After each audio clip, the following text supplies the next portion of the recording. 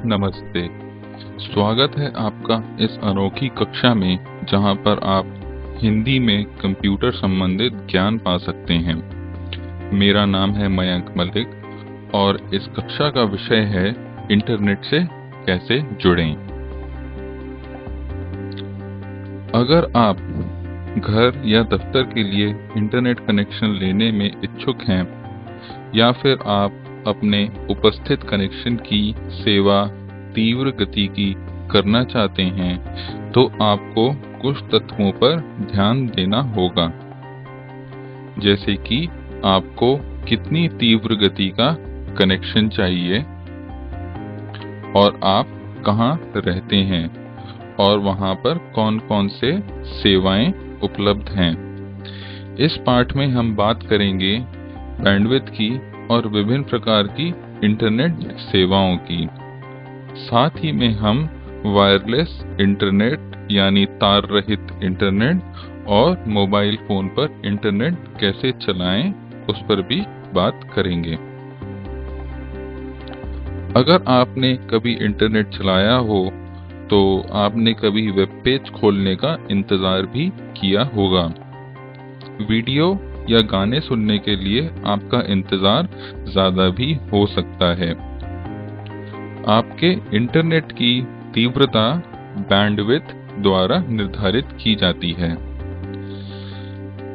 ज्यादा बड़ी बैंडविड्थ वाले कनेक्शन को ब्रॉडबैंड कहा जाता है और डायल अप कनेक्शन की बैंडविड्थ कम होती है। ज्यादा बड़ी बैंडविड्थ का मतलब होता है तीव्र गति से खुलने वाले वेब पेज, तीव्र गति से खुलने वाले ईमेल और आसानी से चलने वाले गाने और वीडियो। बैंडविड्थ को बीपीएस में नापा जाता है। बीपीएस का मतलब बिट्स पर सेकंड। जैसे 2 MBPS मतलब 2 मेगाबिट पर सेकंड कनेक्शन में 20 लाख बिट्स एक सेकंड में जाने की क्षमता होती है।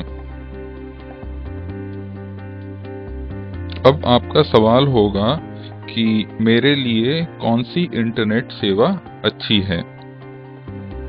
ये निर्भर करता है आप कहाँ रहते हैं और आपको कितनी तीव्र गति चाहिए। ISP मतलब इंटरनेट सर्विस प्रोवाइडर ज्यादातर अपनी इच्छा के अनुसार विभिन्न स्तर की स्पीड प्रदान करते हैं।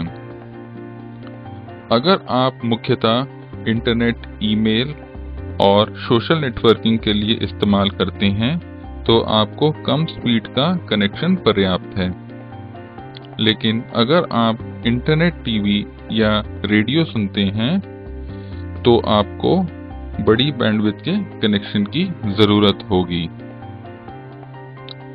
मुख्यतः 4 प्रकार के इंटरनेट कनेक्शन होते हैं।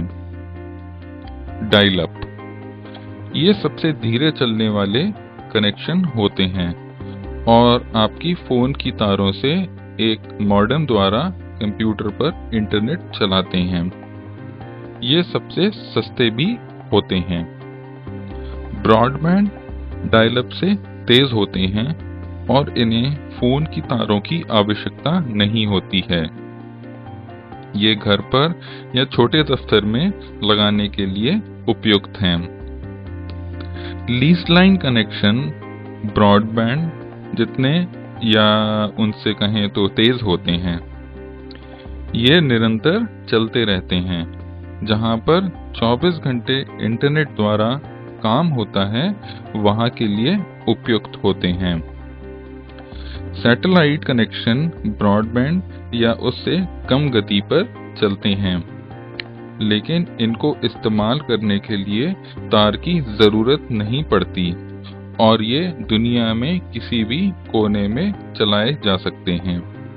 हालांकि ये बारिश या मौसम की गड़बड़ी से कभी बिगड़ भी जाते हैं और ये कनेक्शन सैटेलाइट द्वारा चलते हैं।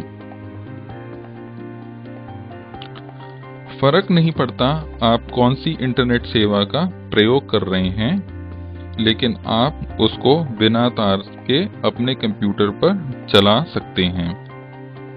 इसे वाईफाई मतलब वायरलेस फिडेलिटी बोला जाता है। कई कंप्यूटर में वायरलेस कार्ड होता है, जिसके जरिए आप वाईफाई इंटरनेट चला सकते हैं। अगर वाईफाई कार्ड किसी कंप्यूटर में नहीं है, तो आप ये कार्ड अलग से खरीदकर उस कंप्यूटर में लगा सकते हैं।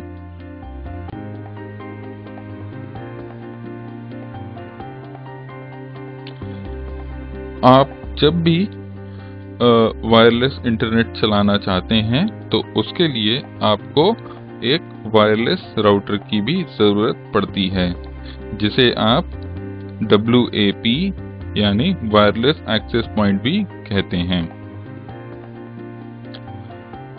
आप जब भी वायरलेस इंटरनेट का प्रयोग करें, तो कुछ कड़े सुरक्षा इंतजाम भी करें। आप अपने वायरलेस राउटर पर कुछ सुरक्षा इंतजाम कर डेटा को एन्क्रिप्ट कर सकते हैं, जिससे कोई अनजान व्यक्ति आपके वायरलेस राउटर से डेटा चुरा नहीं सकता। आजकल के मोबाइल फोन से आप इंटरनेट भी चला सकते हैं। ये आपको ईमेल देखने में और वेबसाइट देखने में सहायक होते हैं। मोबाइल पर इंटरनेट चलाने के लिए आपको मोबाइल फोन सेवा से डेटा प्लान लेना होता है। मोबाइल फोन डेटा प्लान को GPRS या 3G बोलते हैं।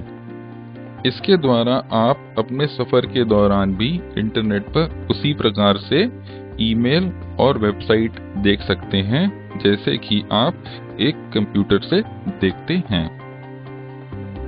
आइए हम दोहरा लें, आज हमने क्या पढ़ा।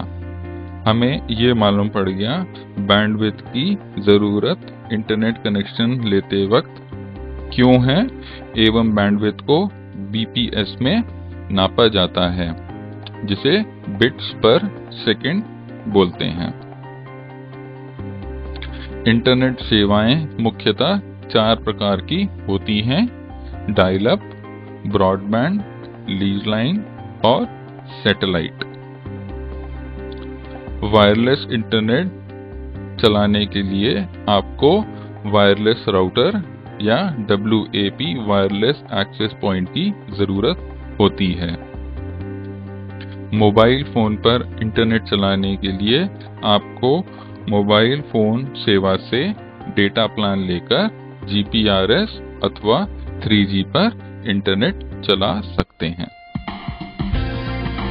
धन्यवाद।